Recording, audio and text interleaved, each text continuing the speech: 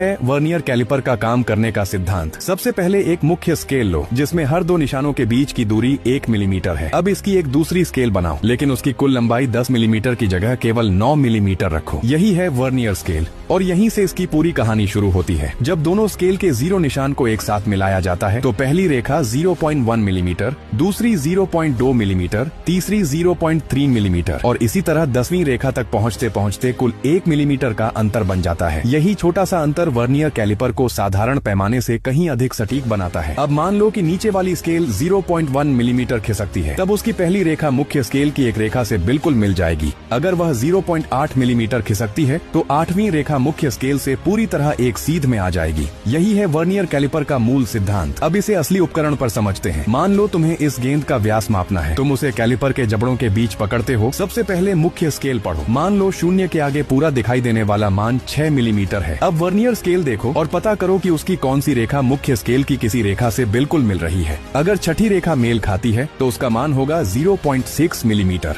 अब दोनों मान जोड़ दो, 6.0 प्लस 0.6 और 6.6 मिलीमीटर, यानी उस गेंद का व्यास 6.6 मिलीमीटर है। इतना आसान है वर्नियर कैलिपर पढ़ना। अब से किसी भी वर्नियर कैलिपर की रीडिंग निकालने के लिए सिर्फ 2 कदम याद रखना। मुख्य स्केल का पूरा मान पढ़ो, वर्नियर स्केल की जो रेखा पूरी तरह मेल खाए उसका मान जोड़ दो। बस यही है वर्नियर कैलिपर से सटीक माप लेने का सबसे आसान तरीका।